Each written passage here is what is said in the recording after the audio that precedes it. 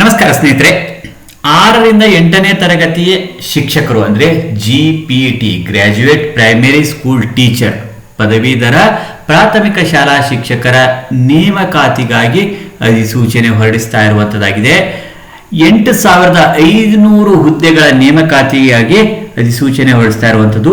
ಈ ಒಂದು ಹುದ್ದೆಗಳ ನೇಮಕಾತಿಗೆ ಇರುವಂತಹ ಪಠ್ಯಕ್ರಮ, ಪರೀಕ್ಷಾ ವಿಧಾನ ಮತ್ತು ಪರೀಕ್ಷಾ ಸಿದ್ಧತೆಯನ್ನು ಹೇಗೆ ಮಾಡಿಕೊಳ್ಳುವುದು, ಪಠ್ಯಕ್ರಮಕ್ಕೆ ಸಂಬಂಧಿಸಿದಂತೆ ಈ ಒಂದು ವಿಡಿಯೋದಲ್ಲಿ ಡಿಟೇಲ್ ಆಗಿ ನೋಡ್ಕೊಂಡು ಬರೋಣ. ಪೂರ್ತಿಯಾಗಿರುವಂತಹ ವಿಡಿಯೋನು ವೀಕ್ಷಿಸಿ ಹಾಗೂ ನಿಮಗೆ ಈ ವಿಡಿಯೋ ಇಷ್ಟ ಆದಲ್ಲಿ ಲೈಕ್ ಮಾಡಿ. ಪದವೀಧರ ಪ್ರಾಥಮಿಕ ಶಾಲಾ ಶಿಕ್ಷಕರು ಅಂದ್ರೆ 6ನೇ ತರಗತಿಯಿಂದ 8ನೇ ತರಗತಿವರೆಗೆ ಬೋಧನೆ ಮಾಡುವಂತಹ ಒಂದು ಸರ್ಕಾರಿ ಶಾಲೆಗಳಲ್ಲಿನ ಶಿಕ್ಷಕರ ನೇಮಕಾತಿ ಇದಾಗಿರುವಂತದ್ದಾಗಿದೆ. ಇದನ್ನ GPT ಅಂತಲೂ ಸಹ ಕರೆಯುವಂತದ್ದಾಗಿದೆ. ಈ ಒಂದು ಹುದ್ದೆಯ ವೇತನ ಶ್ರೇಣಿ ಇರುವಂತದ್ದು 44,425ರಿಂದ 83,700 ವೇತನ ಶ್ರೇಣಿ ಈ ಒಂದು ಹುದ್ದೆಗೆ GPT ಪದವೀಧರ ಪ್ರಾಥಮಿಕ ಶಾಲಾ ಶಿಕ್ಷಕರ ಹುದ್ದೆಗೆ ಇರುವಂತದ್ದಾಗಿದೆ. ಅಂದ್ರೆ ಫಸ್ಟ್ ಟೈಮ್ ಅಲ್ಲಿ ಜಾಯ್ನ್ ಆದಾಗ 44,425 ಮೂಲ ವೇತನ ದೊರೆಯುವಂಥದ್ದು. ಇದಕ್ಕೆ HRA, DA ಮತ್ತು ಇತರ ಅಲೌನ್ಸ್ಗಳು ದೊರೆಯುವಂಥದ್ದು ಆಗಿದೆ. ಈ ಒಂದು ವೇತನ ಶ್ರೇಣಿ ನೋಡಿ ಆದ ನಂತರ ನೆಕ್ಸ್ಟ್ ವಿದ್ಯಾರ್ಹತೆಯನ್ನು ಗಮನಿಸೋಣ.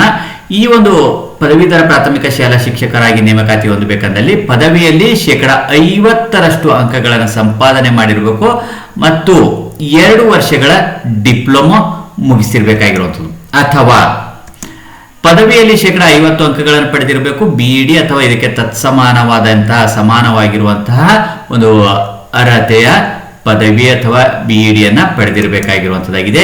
ಇನ್ನು ಹುದ್ದೆಗಳು ಎಷ್ಟಿವೆ ಅಂತ ಹೇಳಿ ನೋಡಿದಾಗ ಕಲ್ಯಾಣ ಕರ್ನಾಟಕದಲ್ಲಿ 3,228 ಹುದ್ದೆಗಳು ಇರುವಂಥದ್ದು ಮತ್ತು ಕಲ್ಯಾಣ ಕರ್ನಾಟಕೇತರ ಭಾಗಗಳಲ್ಲಿ ಇರುವಂತಹ ಹುದ್ದೆಗಳಂದ್ರೆ 5,272, ಒಟ್ಟು 8,500 ಹುದ್ದೆಗಳ ನೇಮಕಾತಿ ಆಗುತ್ತಾ ಇರುವಂಥದ್ದು ಆಗಿದೆ. ಬಹಳಷ್ಟು ಹುದ್ದೆಗಳ ನೇಮಕಾತಿ ಇರುವಂತದ್ದಾಗಿದೆ.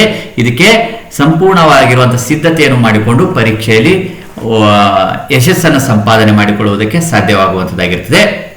ಇನ್ನು ವಯೋಮಿತಿಯನ್ನು ನೋಡಿದಾಗ ಪರಿಶಿಷ್ಟ ಜಾತಿ, ಪರಿಶಿಷ್ಟ ಪಂಗಡ, ಪ್ರವರ್ಗ 1 ಮತ್ತು ಅಂಗವಿಕಲರಿಗೆ ಗರಿಷ್ಠ ವಯಸ್ಸಿನ ಮಿತಿ ಇರುವಂಥದ್ದು 43 ವರ್ಷಗಳು ಇರುವಂಥದ್ದಾಗಿದೆ. ಇನ್ನು ಇತರೆ ಹಿಂದುಳಿದ ವರ್ಗದವರಿಗೆ 41 ವರ್ಷಗಳು ಗರಿಷ್ಠ ವಯೋಮಿತಿ ಆಗಿರುವಂಥದ್ದು.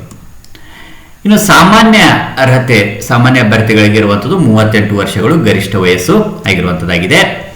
ಇನ್ನು ನೇಮಕಾತಿ ವೇಟೇಜ್ ಯಾವ ರೀತಿಯಾಗಿ ಕೊಡಲ್ಪಡುವಂಥದ್ದಾಗಿದೆ, ಯಾವುದಕ್ಕೆ ಎಷ್ಟೆಷ್ಟು ಪರ್ಸೆಂಟೇಜ್ ಕೌಂಟ್ ಮಾಡ್ತಾರೆ ಅಂತ ಹೇಳಿ ನೋಡಿದಾಗ ಇಲ್ಲಿ ಎ ವಿಧಾನ, ಪ್ರಾಥಮಿಕ ಶಿಕ್ಷಣದಲ್ಲಿ ಡಿಪ್ಲೊಮಾ ಅಥವಾ DEIED BEd, ವಿಶೇಷ ಶಿಕ್ಷಣದಲ್ಲಿ ಡಿಪ್ಲೊಮಾ ಅಥವಾ BEd ವಿಶೇಷ ಶಿಕ್ಷಣ ಹೊಂದಿರುವ ಅಭ್ಯರ್ಥಿಗಳ ಪ್ರಕರಣದಲ್ಲಿ ಯಾವ ರೀತಿಯಾಗಿ ಪರಿಗಣಿಸಲಾಗುವುದು ಅಂತ ಹೇಳಿದಾಗ ಸ್ಪರ್ಧಾತ್ಮಕ ಪರೀಕ್ಷೆಯಲ್ಲಿ ಪಡೆದ ಅಂಕಗಳು, ಅಂದರೆ CET ಪರೀಕ್ಷೆ ನಡೆಸುವಂತದ್ದಾಗಿರ್ತದೆ. CETಯಲ್ಲಿ ಪಡೆದಿರುವಂತಹ ಅಂಕಗಳು 70% ಪರಿಗಣಿಸಲಾಗುವಂಥದ್ದು. ಇನ್ನು ಶಿಕ್ಷಕರ ಅರ್ಹತಾ ಪರೀಕ್ಷೆಯಲ್ಲಿ ಪಡೆದ ಅಂಕಗಳು, TET ಪೇಪರ್ 2 ನಲ್ಲಿ ಪಡೆದಿರುವಂತಹ ಅಂಕಗಳನ್ನು 20% ಕನ್ವರ್ಟ್ ಮಾಡಿ ಅಷ್ಟನ್ನ ಪರಿಗಣಿಸಲಾಗುವಂಥದ್ದು. ಇನ್ನು ಪದವಿ ಪರೀಕ್ಷೆಯಲ್ಲಿ ಪಡೆದ ಅಂಕಗಳು 8% ಪರಿಗಣಿಸಲಾಗುವುದು. ಶಿಕ್ಷಕರ ಶಿಕ್ಷಣ ಕೋರ್ಸ್ನಲ್ಲಿ ಪಡೆದಿರುವಂತಹ ಅಂಕಗಳು 2% ಇಲ್ಲಿ ಪರಿಗಣಿಸಲಾಗುವುದು. ಒಟ್ಟು 100% ಈ ರೀತಿ ಆಗುವಂಥದ್ದು ಆಗಿದೆ. ಇನ್ನು ಬಿ ವಿಧಾನವನ್ನು ಗಮನಿಸಿದಾಗ 4 ವರ್ಷಗಳ ಶಿಕ್ಷಕರ ಶಿಕ್ಷಣ ಪದವಿ ಹೊಂದಿರುವ ಅಭ್ಯರ್ಥಿಯ ಪ್ರಕರಣದಲ್ಲಿ ಯಾವ ರೀತಿಯಾಗಿ ಪರಿಗಣಿಸಲಾಗುವುದು ಅಂತ ಹೇಳಿದಾಗ ಸ್ಪರ್ಧಾತ್ಮಕ ಪರೀಕ್ಷೆಯಲ್ಲಿ ಪಡೆದ ಅಂಕಗಳು ಎಷ್ಟಿರುವಂಥದ್ದು, CET ಇರುವಂಥದ್ದು, ಇದರಲ್ಲಿ 70. ಆ ಒಂದು ಎ ಒಂದು ವಿಧಾನದಲ್ಲೂ ಸಹ 70% ಇರುವಂಥದ್ದು, ಇಲ್ಲೂ ಸಹ 70%. ಇನ್ನು ಶಿಕ್ಷಕರ ಅರ್ಹತಾ ಪರೀಕ್ಷೆಯಲ್ಲಿ ಪಡೆದ ಅಂಕಗಳು TET ಪೇಪರ್ 2 ನಲ್ಲಿ 20% ಪರಿಗಣಿಸಲಾಗುವಂಥದ್ದು ಆಗಿದೆ. ಇನ್ನು 4 ವರ್ಷಗಳ BEIED ಅಥವಾ BAED, BSCED ಅಥವಾ BEd, MAD ಸಂಯೋಜಿತ ಪದವಿಯನ್ನು ಪಡೆದಿರುವಂತಹ ಸಂದರ್ಭದಲ್ಲಿ ಈ ಒಂದು ಅಂಕಗಳು 10% ಪರಿಗಣಿಸಲಾಗುವಂಥದ್ದು. ಒಟ್ಟು 100% ಈ ರೀತಿಯಾಗಿ ವಿಭಾಗಿಸಿರುವಂಥದ್ದಾಗಿದೆ. ಇನ್ನು CET ಪರೀಕ್ಷೆ ಪತ್ರಿಕೆಗಳು ಎಷ್ಟಿರ್ತವೆ, ಎಷ್ಟು ಅಂಕಗಳಿರುವಂಥದ್ದು ಮತ್ತು ಇದರಲ್ಲಿ ರೈಟಿಂಗ್ ಇರುತ್ತದಾ ಅಥವಾ MCQ ಇರುತ್ತಾ ಅಂತ ಹೇಳಿ ಗಮನಿಸಿದಾಗ ಪತ್ರಿಕೆ 1 ಇದು ಸಾಮಾನ್ಯ ಪತ್ರಿಕೆ ಇರುವಂಥದ್ದು 150 ಅಂಕಗಳಿಗೆ ಈ ಒಂದು ಫಸ್ಟ್ ಪೇಪರ್ ಇರುವಂಥದ್ದಾಗಿದೆ. OMR ಶೀಟ್ ಇರುವಂಥದ್ದಾಗಿರ್ತದೆ. MCQ ಮಾದರಿಯ ಪ್ರಶ್ನೆಗಳಿಗೆ ಉತ್ತರಿಸಬೇಕಾಗಿರುವಂಥದ್ದು. ಇನ್ನು ಪತ್ರಿಕೆ 2 ನೋಡಿದಾಗ ವಿಷಯದ ನಿರ್ದಿಷ್ಟ ಪತ್ರಿಕೆ ಇರುವಂಥದ್ದು. ಇದರಲ್ಲಿ 150 ಅಂಕಗಳಿಗೆ ಈ ಒಂದು ಪತ್ರಿಕೆ ಇರುವಂಥದ್ದು. 150 ಅಂದಾಗ ಇದರಲ್ಲಿ 50 MCQ ಪ್ರಶ್ನೆಗಳಿರುವಂಥದ್ದು. ಇನ್ನು 100 ವಿವರಣಾತ್ಮಕ ಒಂದು ಉತ್ತರವನ್ನು ಬರೆಯಬೇಕಾಗಿರುವಂತಹ ಪತ್ರಿಕೆ ಇರುವಂತದ್ದಾಗಿದೆ.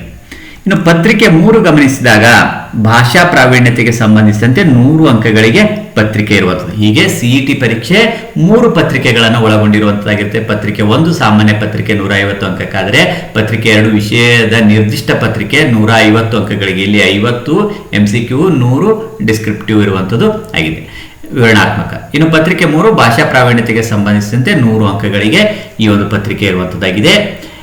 ಈ ಒಂದು ಪತ್ರಿಕೆ 1ರ ಪಠ್ಯಕ್ರಮ ಹೇಗೆ ಇದೆ ಅಂತ ಅಂದಾಗ ಸಾಮಾನ್ಯ ಕನ್ನಡ ಇಲ್ಲಿರುವಂಥದ್ದಾಗಿದೆ, ಸಾಮಾನ್ಯ ಇಂಗ್ಲಿಷ್ ಇರುವಂಥದ್ದು, ಸಾಮಾನ್ಯ ಜ್ಞಾನ, ಪ್ರಚಲಿತ ವಿದ್ಯಮಾನಗಳು, ಶೈಕ್ಷಣಿಕ ಮನೋವಿಜ್ಞಾನ ಮತ್ತು ಮಾನವ ಅಭಿವೃದ್ಧಿ, ಮೌಲ್ಯ ಶಿಕ್ಷಣ ಮತ್ತು ಆರೋಗ್ಯ ಶಿಕ್ಷಣ ಮತ್ತು ಗಣಕಯಂತ್ರ ಸಾಕ್ಷರತೆಗೆ ಸಂಬಂಧಿಸಿದಂತೆ ಈ ಒಂದು ಪತ್ರಿಕೆ 1ರಲ್ಲಿ ಇರುವಂಥದ್ದು. ಇದರ ಒಂದು ಪಠ್ಯಕ್ರಮ ಈ ರೀತಿಯಾಗಿ ಇರುವಂಥದ್ದಾಗಿದೆ. ಇನ್ನು ಪತ್ರಿಕೆ 2ರ ಪಠ್ಯಕ್ರಮ ಯಾವ ರೀತಿಯಾಗಿದೆ ಅಂತ ಹೇಳಿದಾಗ ವಸ್ತುನಿಷ್ಠ ಮಾದರಿಯ 50 ಅಂಕಗಳು, MCQ 50 ಅಂಕಗಳಿಗೆ ಇರುವಂಥದ್ದು. ಇನ್ನು ವಿವರಣಾತ್ಮಕ ಮಾದರಿ ಉತ್ತರಗಳನ್ನು ಬರೀಬೇಕಾಗಿರುವಂಥದ್ದು 100 ಅಂಕಗಳಿಗೆ ಉತ್ತರಿಸಬೇಕಾಗಿರುವಂಥದ್ದಾಗಿದೆ. ಇಲ್ಲಿ GPT ಭಾಷಾ ಶಿಕ್ಷಕರು, ಇಂಗ್ಲಿಷ್ ಭಾಷಾ ಶಿಕ್ಷಕರಿಗೆ ಸಂಬಂಧಿಸಿದಂತೆ ಯಾವ ರೀತಿ ಇರುವಂಥದ್ದು ಅಂದಾಗ ವಿಷಯ ಜ್ಞಾನ ಇಂಗ್ಲಿಷ್ ವಿಷಯಕ್ಕೆ ಸಂಬಂಧಿಸಿದಂತೆ ವಸ್ತುನಿಷ್ಠ ಮಾದರಿ 50 ಅಂಕಗಳ ಒಂದು ಪತ್ರಿಕೆ ಇರುವಂತದ್ದಾಗಿರ್ತದೆ. ಇನ್ನು ಇದೇ ಒಂದು ವಿಷಯ ಜ್ಞಾನ ಇಂಗ್ಲಿಷ್ ವಿಷಯಕ್ಕೆ ಸಂಬಂಧಿಸಿದಂತೆ ವಿವರಣಾತ್ಮಕ ಪರೀಕ್ಷೆ 100 ಅಂಕಗಳಿಗೆ ಇರುವಂತದ್ದಾಗಿರ್ತದೆ.